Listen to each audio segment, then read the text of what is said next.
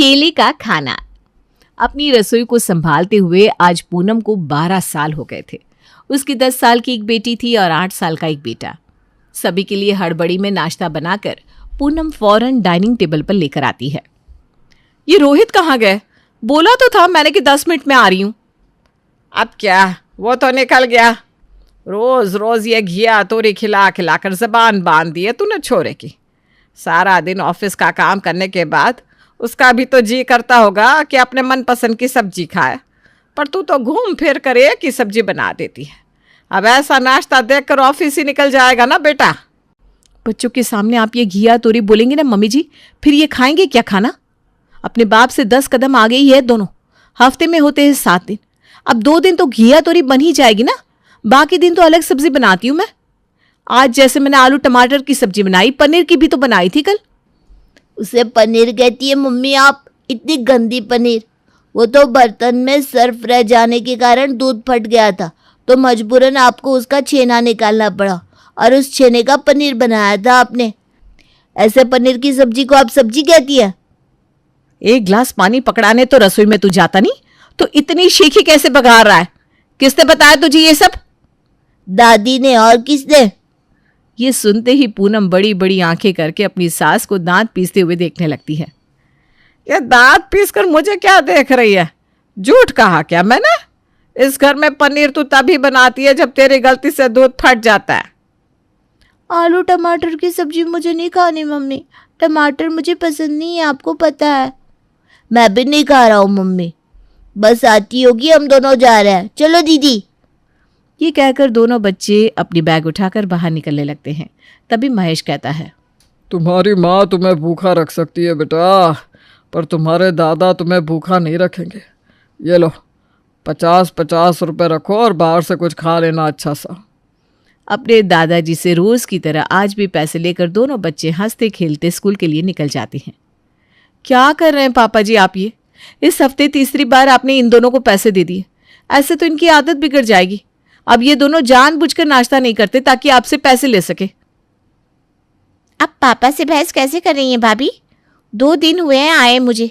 बोलना नहीं चाहती थी मैं, पर क्या करूं, बेटी हो ना, बाप की इंसल्ट बर्दाश्त नहीं कर पाती। ये क्या रोज रोज का तमाशा लगा रखा है आपने? पापा ने क्या कर दिया ऐसा जो उन पर चढ़ी जा रही हैं आप? अपने पोते पोतियों को 50 रुपये ही तो दिए हैं। अगर यही पैसे उन्होंने अपनी नातिन को दिए होते ना, तब आप कहती पापा जी अपनी बेटी के बच्चों को ज्यादा प्यार करते हैं और बेटे के बच्चों से कम। किसी ने सही कहा है, नई बहू नवासी नखरे। 12 साल की शादी के बाद भी मैं नई हूं? आपकी शादी को तो फिर भी 3 साल ही हुए हैं दीदी। गुस्से में प्रिया खाने की टेबल से उठकर अपने कमरे में चली जाती है। अपनी प्यारी बेटी को मनाने के लिए महेश उसके फेवरेट रेस्टोरेंट से दाल तड़का और नान मंगवाता है। खाने को प्लेट में सर्व करने सुषमा रसोई में जाती है। आहा, क्या खुशबू है! इसे कहते हैं खाना। क्या रंग आया है दाल का! और यहाँ लोग कुकर में दाल सिझाकर सामने रख देते हैं और कहते हैं कोई खाना नहीं खाना चाहता। मुझे पता है मम्मी जी, आप ये ताने मुझे दे रही हैं ना। रोहित बिना खाए सुबह निकल गए थे, तो मैं पहले ही टेंशन में हूँ। कुछ ऐसा मत बोलिए कि मैं घुमाकर 2 बातें कह दूँ। आप लोगों ने बाहर से खाना मंगवा ही लिया है ना, तो खा लीजिए। पूनम का मन काम में लग ही नहीं रहा था। लगता भी कैसे, आज उसका पति भूखे पेट जो ऑफिस चला गया था। टेंशन में पूनम अपनी फ्रेंड जागृति को कॉल लगाती है। मैं नहीं मानती, तेरे ससुराल वाले ये ड्रामा कर रहे हैं। अरे भैया, आजकल तो किसी की बहू एक सूखी रोटी नहीं डालना चाहती सास ससुर को। इनको 3-3 टाइम का खाना मिल रहा है, 2 टाइम नाश्ता मिल रहा है, उसके बाद भी नखरे कर रहे हैं। जाने दे तेल लेने, रहने दे भूखे पेट सबको, 2 दिन में लाइन पर आ जाएंगी। नहीं जागृति, तू जानती है ना मैं किसी को भूखा नहीं रख सकती। रोहित आज बिना टिफिन लिए चले गए ना, अब उस टेंशन में मुझसे एक निवाला नहीं खाया जा रहा। बता मैं क्या करूं? जीजा जी को कौन सी सब्जी पसंद है वही सब्जी बना, आराम से पैक कर और उनके ऑफिस देकर आ। साथ में छोटा सा नोट भी लिख देना। देखना फिर कैसे वो सब कुछ भूलकर डेट प्लान कर लेते हैं। पूनम को जागृति का आइडिया बड़ा पसंद आता है। वो बड़े मन से अपने पति के लिए आलू गोभी की सब्जी बनाकर टिफिन में पैक करती है और उनके ऑफिस लेकर पहुंचती है, जहां वो देखती है कि रोहित पहले ही कैंटीन में खाना खा रहा है। मतलब मैं बेकार ही इतनी मेहनत करके ये टिफिन लेकर आई, तो तुम्हें क्या लगा मैं तुम्हारे टिफिन के इंतजार में भूखा बैठा रहूंगा? तुम्हारा बनाया हुआ खाना नहीं खाना था, इसीलिए तो कैंटीन में खा रहा हूं मैं। सुन लिया। अब जरा टिफिन खोलकर देखो तो सही कि क्या लेकर आई हूं मैं। आलू गोभी की सब्जी, वही मसाले। तुम सारी सब्जियों में एक सरी का मसाला डाल देती हो, समझ में ही नहीं आता गोभी खा रहा हूं या भिंडी। अपने कलीग्स के सामने रोहित पूनम के बनाए खाने की इंसल्ट कर देता है, पर आज पूनम भी ठान लेती है कि अब वो किसी के लिए एक्स्ट्रा मेहनत नहीं करेगी और इस चीज को मद्देनजर रखते हुए वो रात का खाना बनाती ही नहीं। 7 बज गए। अब लगेगी सबको भूख और याद आऊंगी सबको मैं, पर आज मैं नहीं पेक लूंगी। जब तक ये लोग मेरे खाने की कदर ना करें मैं खाना नहीं बनाने वाली। पूनम खुद ही खुद में बातें कर रही थी, तभी दरवाजे से रोहित अंदर आता है। चलो सब जल्दी से तैयार हो जाओ, आज खाना बाहर ही खाएंगे। ये हुई ना बात, बच्चे भी बाहर जाने की बड़ी जिद कर रहे थे। अरे पर अभी तो आप आए हैं, कब सब तैयार होंगे, कब हम रेस्टोरेंट पहुंचेंगे, कब ऑर्डर देंगे? फिर खाना बनाने में भी 20-25 मिनट तो रेस्टोरेंट वाले ले ही लेंगे। इतनी देर भूख बर्दाश्त होगी क्या पापा जी आपसे? 8 बजे तो आपको एग्जिट खाना चाहिए होता है। थोड़ा एडजस्ट तो करना पड़ता ही है बहू, बाकी इतनी देर लगेगी नहीं। हम कौन सा बर्थडे पार्टी पर जा रहे हैं जो तैयार होंगे। बस एक टी शर्ट पहन लूँगा अभी। मैं तो इसी साड़ी को ठीक से लपेट लेती हूँ। मेरे तो मार्केट वाले कपड़े ही है और बच्चों को तो देखेगा ही कौन। और यहीं से रेस्टोरेंट वालों को फ़ोन करके खाना बनाने का ऑर्डर भी दे देते हैं। जब तक हम वहाँ पहुँचेंगे तब तक खाना मिल जाएगा। पूरा परिवार तैयार होकर रेस्टोरेंट चला जाता है और वहीं डिनर करता है। अब कहती है ना भाभी, क्या कमी रह जाती है खाने में। अब खुद ही इस बात का अंदाज़ा लगाइए कि रेस्टोरेंट के खाने में कोई कमी नहीं निकाल रहा, यानी कुछ तो अंतर है ना आपके खाने में और यहाँ के खाने में। घर का खाना खाकर तो मेरी जान जा रही थी बुआ। अच्छा हुआ पापा आप हमें बाहर ले आए, वरना भगवान जाने मेरा क्या होता। फिर आती है बिल देने की बारी। अरे रुक रुक रोहित, तू क्यों भरेगा बिल? बिल तो बहू को भरना चाहिए। रसोई के नाम के सारे पैसे उसी के हाथ में तो जाते हैं। आज हम सब बाहर खा रहे हैं तो रसोई का राशन भी तो बच रहा है। बिल भर दे बहू, तेरे महीने के पैसों में से काट लेना। डिनर करके सभी वापस लौट आते हैं, पर यह बात यहीं खत्म नहीं होती। अगली सुबह पिंकी और उसके दादाजी मिलकर ऑनलाइन कुछ ऑर्डर करने की कोशिश कर रहे थे। बेकार में आप दोनों तब से कोशिश कर रहे हैं। इतनी सुबह तो हलवाई की दुकान भी नहीं खुलती, कौन ला कर देगा डिलीवरी? अब टेंशन मत लीजिए मम्मी, आजकल के बच्चे हैं, जितना हमें नहीं पता होता उतना उनको पता होता है। पिंकी कह रही है तो ब्रेकफास्ट भी ऑर्डर होता ही होगा। होता होगा नहीं, हो गया ऑर्डर।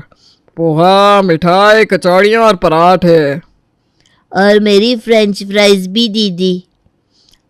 हाँ हाँ, तू क्यों टेंशन ले रहा है, बर्गर और फ्रेंच फ्राइज अलग से ऑर्डर किया है मैंने। ठीक है फिर प्लेट लगाओ भाई, खाने की वैरायटी सुनकर ही भूख लग गई मुझे। बहू डिलीवरी वाले को पैसे दे देना, क्योंकि घर खर्च के पैसे तो तेरे पास ही रहते हैं ना। अब घर का राशन भी तो बच रहा है। जी मम्मी जी। अब इसी तरह तीनों वक्त पूनम के ससुराल वाले रेस्टोरेंट से मंगवा कर खाने लगते हैं और बिल मत्थे चढ़ता है तो पूनम के। महीने के 10वें दिन में ही पूनम के हाथ के पैसे खत्म हो जाते हैं। ये तो हद ही कर दी इन लोगों ने। हाथ पे मेरे 30,000 आते हैं, रसोई में तो 20,000 में ही चला लेती हूँ, 10,000 तो बच ही जाते हैं। पर यहाँ इन लोगों के रेस्टोरेंट के खाने के पीछे आधे महीने में ही पूरे पैसों का स्वाहा कर दिया। अब मैं अपने पिछले महीने के बचाए हुए पैसे नहीं देने वाली, किसी को चाहे कुछ भी हो जाए। और फिर से दोपहर के खाने को ऑर्डर करने के बाद बिल पकड़ाया जाता है घर की इकलौती बहू पूनम के हाथों में। 1 मिनट, ये डिलीवरी का खाना कोई नहीं खोलेगा क्योंकि देने के लिए पैसे नहीं बचे मेरे पास। अरे कहाँ गए सारे पैसे? 30,000 रुपये महीने के देता हूं मैं तुम्हें। दिन में 3 टाइम रेस्टोरेंट का खाना खाओगे तो पैसे तो लगेंगे ना। और वैसे भी 2,000 रुपये ऊपर से ऑलरेडी दे चुकी हूं मैं, अब मेरे पास पैसे नहीं है। इस घर में सभी का डिपार्टमेंट बटा हुआ है बहू। हम सबके खाने का ख्याल रखने का डिपार्टमेंट तुम्हारा है जो तुम रख नहीं पा रही, तो इसमें गलती तो तुम्हारी है। और गृहिणी के हाथ में जितने पैसे दिए जाए उस पैसों में गुजारा करना गृहिणी का कर्तव्य होता है बहू। ये क्या बात हुई मम्मी जी, ये तो जबरदस्ती है। ठीक है, ऐसी बात है तो अब रसोई में राशन मंगवाने में मैं पैसे खर्च करूंगी ही नहीं और आप सबको खाना बाहर का ही मिलेगा। पर खाना आप लोग नहीं, मैं खुद ऑर्डर करूंगी। बस आप लोग बता दीजिएगा कि किसे क्या खाना है। अपने बजट को मेंटेन रखने और अपने ससुराल वालों के होश ठिकाने लगाने के लिए पूनम मंगवाना शुरू करती है ठेले का खाना। और इसका आगाज कुछ इस तरह होता है। सब कुछ पैक कर लिया ना दीदी, ट्रेन आती होंगी। हाँ बस भाभी ट्रेन का खाना दे दे तो निकलूं। पर मेरे हाथ का बना खाना तो किसी को अच्छा नहीं लग रहा ना दीदी, इसलिए मैंने कुछ बनाया ही नहीं है। और आपको मैं ऐसे खाली हाथ नहीं भेजूंगी। ऑर्डर किया है मैंने खाना, छोले और भटूरे। पैक ही आएगा, आते ही सीधा आपको पकड़ा दूंगी।